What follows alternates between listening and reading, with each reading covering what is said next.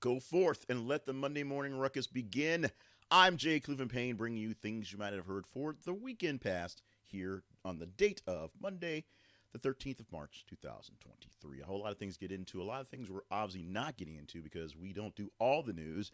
And in fact, we do some of the weirder side news stuff that doesn't necessarily get stuck into your main headlines. So if you're not a big news reader or a big news nerd searching for things all the times, hopefully we're providing you that in as your news side piece, giving you that news that's not necessarily mainstream, but it is the most up to date, as in what happened last weekend from information, politics, current events, and pop culture. Stop by our website. This is a conversationproject.com to see more about what we do all day long and all weekend long, because we provide a lot of great information, a lot of great programs, and a lot of things for you to get in conversations with people on conversational type things. We are glad about that. Now, today we're going to give you 10 stories from the weekend, starting with Friday at midnight to about 5 a.m. this morning when we cut it off. And we're going to give you 10 of the top 30 stories as vetted by you. Over 90 stories for the weekend. And we did a lot of work this morning, even with some glitches here or there. So hopefully you'll enjoy this. If you do, we'll tell you how you can help us keep things moving on. We are pledge driving for the month of March. So there's your warning. Right now, here's your warning that some of these stories may be a bit disturbing, a little graphic, and kind of today, because I guess it was just one of those weekends. But some will be lighthearted and fun. We will do our best to make them all happen. Let's start with story number one. Marriott releases details of women's accusation against former NFL star Michael Irvin. Now, there's a lot of backlash going on against Michael Irvin, who was accused of inappropriate behavior, that's the way they put it in these lawsuits, by a hotel female employee and filed a $100 million lawsuit. Marriott International provided its own account of what happened during the encounter now. So far, it's been, what Michael Irvin said and, kind of what we get in links pieces from the lawyers. But Marriott went out and they basically blasted Irvin in a press conference saying that, he himself was a pretty bad, creepy guy. This court case has not quite gone to trial yet, but we'll see what happens. This, of course, happened over Super Bowl weekend, which caused Michael Irvin to not be on his game, literally, because they wouldn't put him on in the coverage for limited editions of the Super Bowl weekend stuff, as he's a part of the main part of the NFL Network's show, of their group of chat guys. He did not get a chance to participate because of this, and we're going to see how this thing comes through going forward. Now, another guy not acting quite so great, issuing a statement. This is Clay Walker.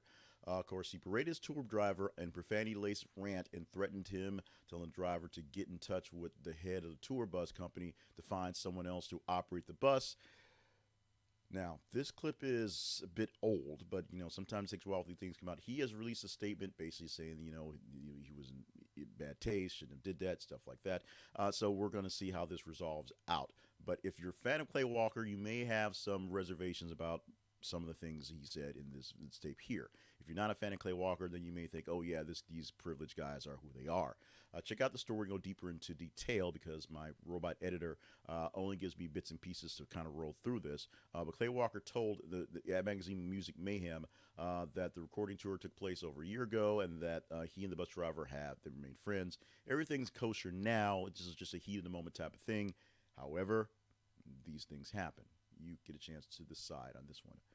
Now, this story has a lot more layers to it, but all we got from the robot editor on this one, MrBeast declares 100K giveaway after fans help tidy up Feastables display. We posted on this a few times, a few ways, but basically, MrBeast has a new thing going on in Walmarts, and because if you're a Walmart customer, you may notice that sometimes displays get out of order, people move things around, things aren't so tidy.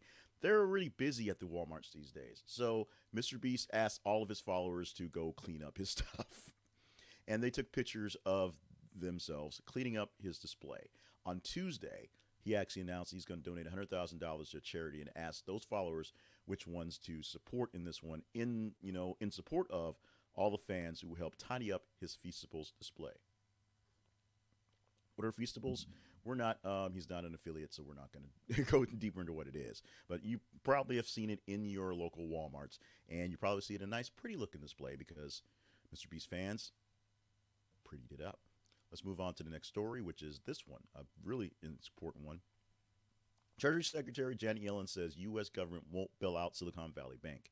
This is a story that is developing as we speak, as we're waiting for President Joe Biden to speak on the collapse of two banks in 2 days at the end of the week. This one, Silicon Valley Bank, is a bank that essentially is it's maintained with their money by big time investors, angel investors, people who put millions of dollars into things to have things happen.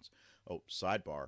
Only about 9% of anything that gets funded in Silicon Valley as an angel investment actually turns into something that's big. And they turn into big things, but most of them fizzle out fairly early or just turn into train wrecks. They get bought out in the middle of things and turn into other things.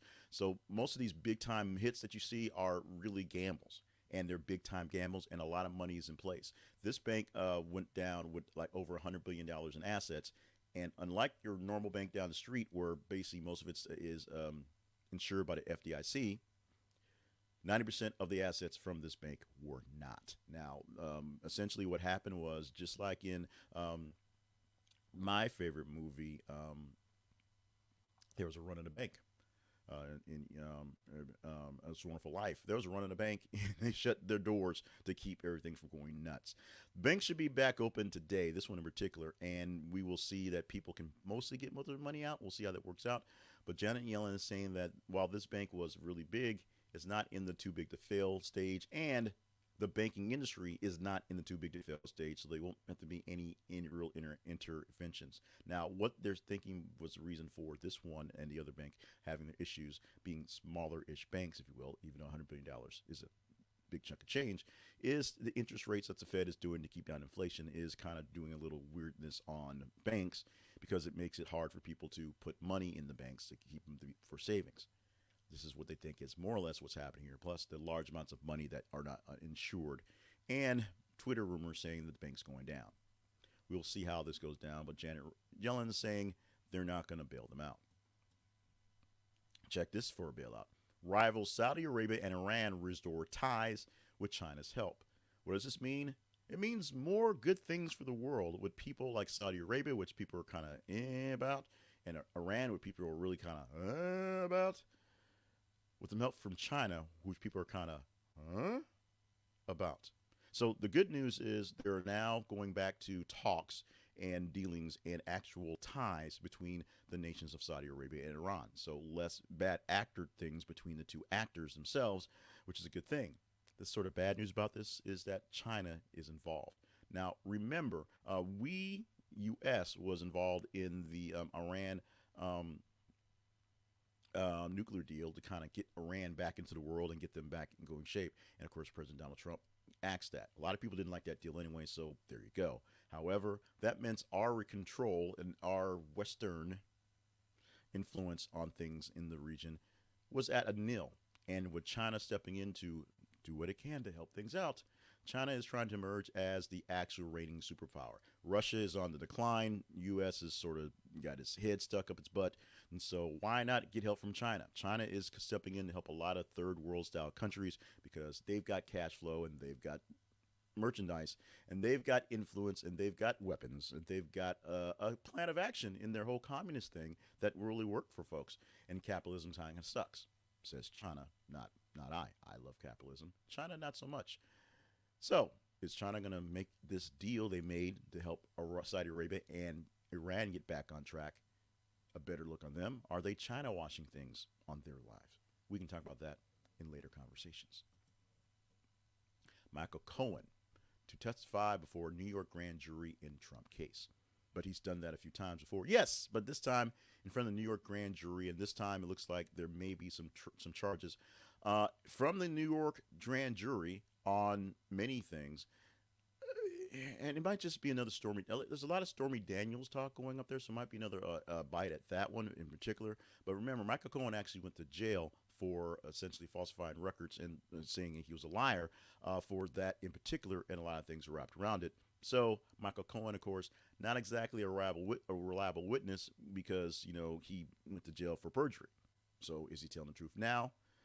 We're pretty sure he is, but it's still that stigma going behind him. What will happen from this? We will see. We shall see. Seeing we shall, as the district attorney in New York is looking to build something, looks like he's looking to build something against Donald Trump. Whether it actually comes to fruition with a trial, we shall see. couple of things that are March Madness related. Starting off with Patrick Ewing, the legendary player from Georgetown, is done after a 6-year run as a legendary return coach to the basketball team. His record over 6 years, 75 and 109. That's not very good. He was appointed head coach of the Georgetown University basketball program, and the Hoyas have already started a national search for new leadership. Um, it is what it is, because if you're not winning, they don't care how legendary you are. They just aren't doing well. He did take them to the tournament in 2021, but they have struggled pretty badly since then. Patrick Ewing is the heart of Georgetown basketball. Essentially, people love him. It's him and Allen Iverson is what people think of in Georgetown basketball. Of course, Patrick Ewing has spent a long time in his retirement trying to be a head coach in the NBA and various levels, and getting to go to Georgetown was a dream come true job. Sometimes your dreams come true, then they turn into nightmares. This one, probably more of a nightmare. Big nightmare for Alabama fans, because they have to deal up with, Alabama fans. Alabama is a top seed in the NCAA tournament, the March Madness this year, and so they get a bye, essentially, to play in later in the fields and play against a 16 seed. They're number one in their region. I believe it's the South, off the top of my head. But it's these folks that really are getting your goat today, are really doing the deed, making things bad for all of us. And I should have the picture lined up in here. I'm going to read you what's on these shirts. Some fans during the SEC tournament showed up with shirts that read, "Killing our way through the SEC in 2023." In 23, killing our way through the SEC in 23. This is in reference to a very serious charge where a Alabama student is in charge with murder of another fellow human being. And another player right now has a big old cloud over his head because of his involvement, him being hanging out with his boy. And he's, one of the stars, and is the face of the NCAA and face of Alabama basketball right now. And these idiots are being idiots. Me being from Alabama, me being an Alabama fan, on the most part, didn't go there, but having, when you live there, you had to kind of pull from them. And me, just being a lover of college basketball itself, it's pretty shocking. Go to the link in the description, see the shirts, and you can roll your eyes and sigh and do like I'm doing right now. Let's bring it up a little bit before we bring it down. Again, the Razzies came out. Marilyn Monroe gets the drama. The drama Marilyn Monroe, Blonde, wins Razzie for Worst Movie of the Year because apparently it's a terrible movie. I don't have time to see it because it's a bad movie.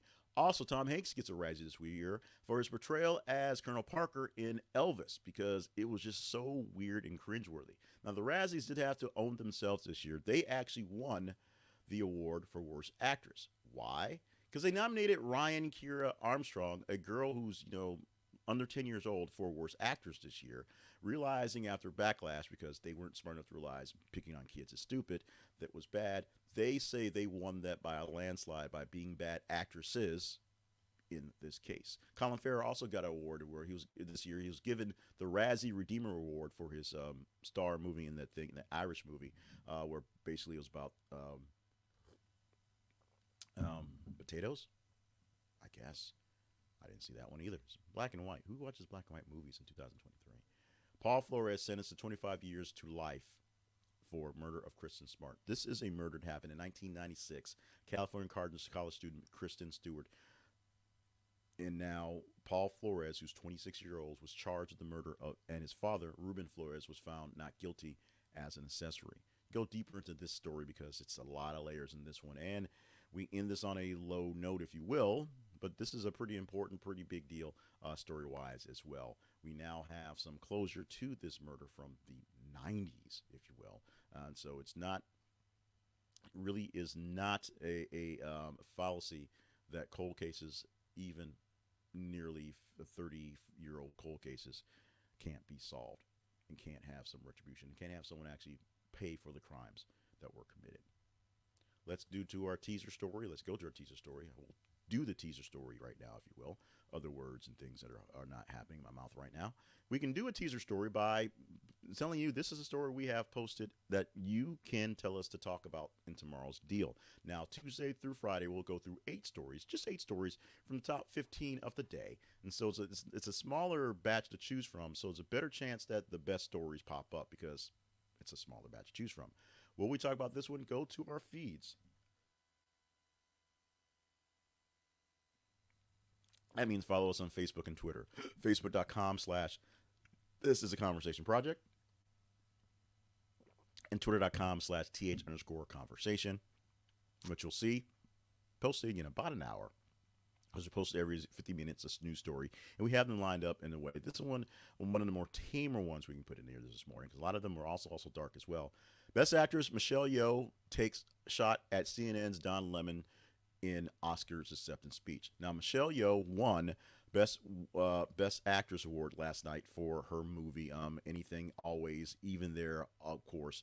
But this movie, I shouldn't really be joking about it. I don't have the notes in front of me, but she won the movie. They basically swept the Oscars. They were nominated for about 11 awards, won 7, including Best Supporting Actors and Best Movie, Best Picture, and things like that.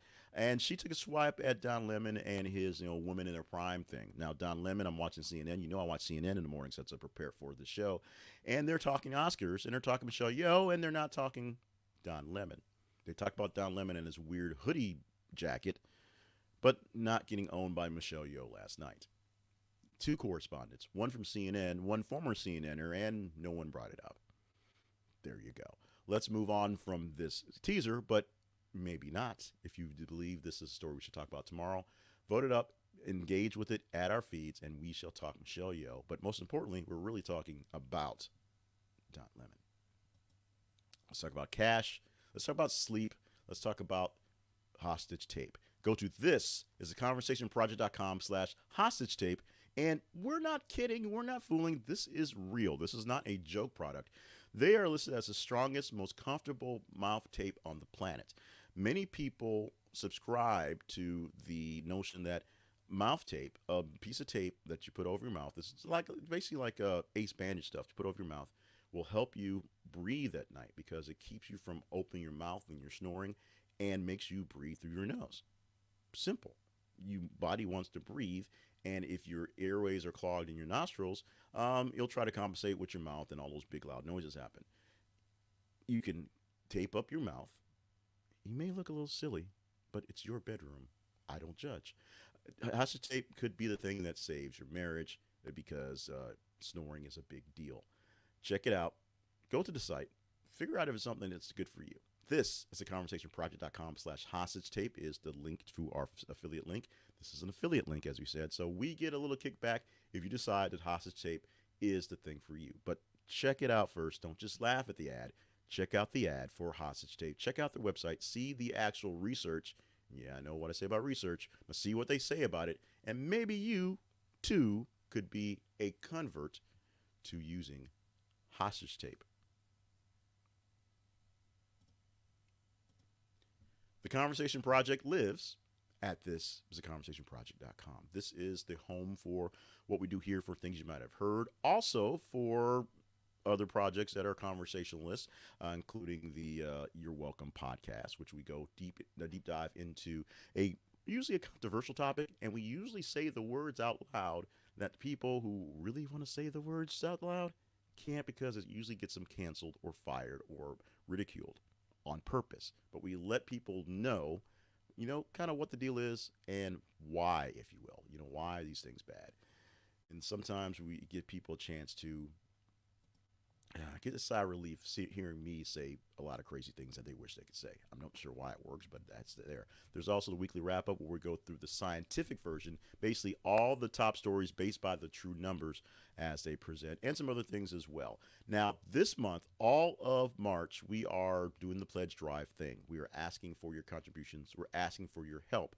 We're trying to end the month with an additional $200 of recurring revenue. That means every single month, getting about $200 extra going forward. We have plans for this. We have people in place that we need to pay for more hours. We have gear in place that we're going to save up and get in a couple months. And we need your help. Go to thisistheconversationproject.com/partnerships and find ways you can help directly partner us. Now, if you go to our sponsors, that helps as well. But if you want to help us keep us going and make sure that this is consistent, stop by our partnerships page at our website and see if there's something we can do together to go forward. And yes, you get some say in what we do, and you get early access to some things that we're putting in place. So check it out. If you deem this conversational, if you deem this worthy of good content, let us know. Help a brother out, if you will. Now, let's go to the fun stuff of the day. Starting off with today things for this day, and it's not March the 10th, it's March the 13th. I didn't change the date in the things, but these are the birthdays for today. William H. Macy turning 73 years old on the day. Also, Delaney, 67 years old. And Common, the rapper, actor, activist, is 51 years old on the day.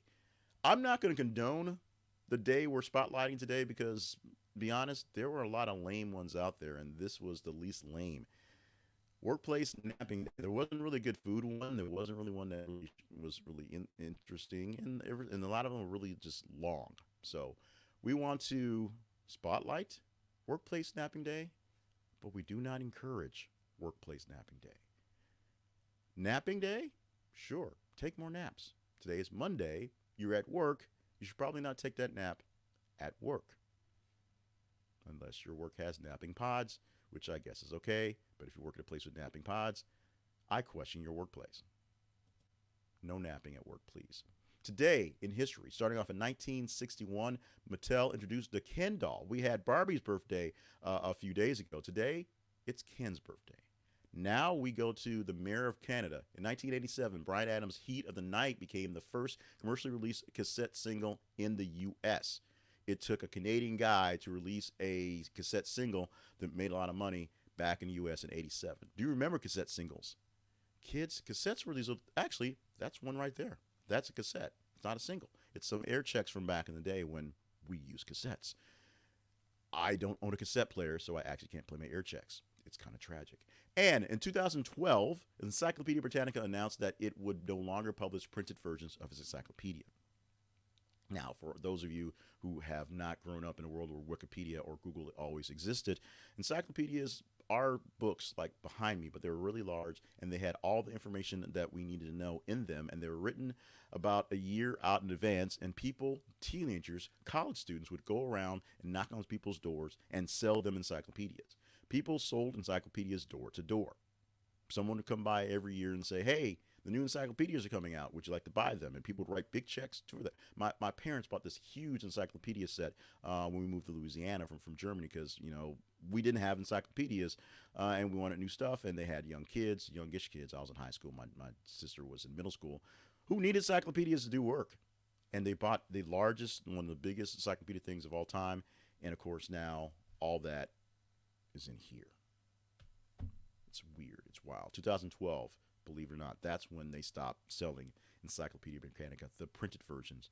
They have their own online version, but nobody pays for it. They all go to Google. They all go to Google, or they use Wikipedia, which actually takes money. Now, one more thing you might not have heard, because today is the first day, full day of daylight savings, the first weekday where people complain about daylight savings. Daylight savings time begins this Sunday, yesterday, when you move the clocks ahead on 1 hour. There have been a number of conflicting reports about how much energy is saved from daylight savings time. Back in 1970, studies showed we saved 1% of energy nationally, which was a big motivation for adopting DST, 1% of energy. Although we spend a lot of energy, so 1% is a big number. On one hand, states like California argue the energy savings are negligible, but another report published in 2008 by the U.S. Department of Energy concluded 4 weeks extra daylight savings could conserve 1.3 trillion watt hours per day, enough to power 100,000 homes for a year. In 2012, the Wall Street Journal article made a good argument for leaving the clocks alone. The article cited a study that looked at Indiana, which adopted daylight savings time in 2006. Remember, they were famous for not having it. The study authors out of Yale and University of Wisconsin-Milwaukee found that daylight savings time increased energy use by over 1% in Indiana during daylight savings time months, adding some $9 million to energy bills annually, plus sending an additional 188,000 tons of carbon dioxide into the atmosphere. Daylight savings time imposes the greatest cost in the fall. The researchers found when it prompts the increase in mornings heating without any savings on lighting.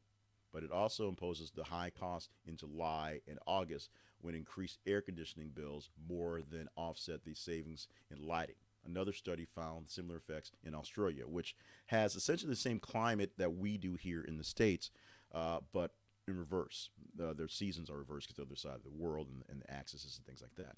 So Indiana is very particular because Indiana was famous for not having daylight savings times, and they moved to that time essentially because businesses, the rest of the nation, went to that time. And so it was easier to work your business in government businesses and just business in general worldwide when you're on the same time clock all the time instead of switching off a year. Arizona still does new daylight savings time because they do what they want to do out there in Arizona.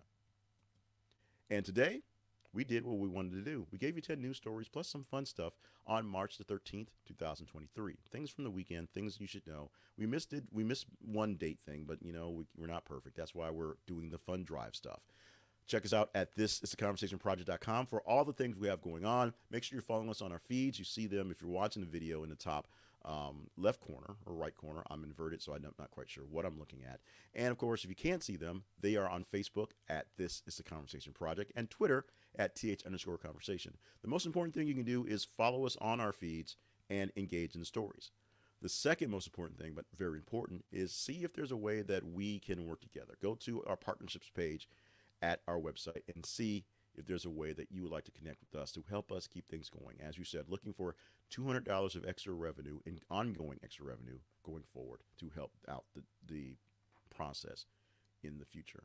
In the meantime, I am going to ask you to stay hydrated, stay limber, and stay on task because you are meant to do many a great thing across this land, so you got to be here to do that.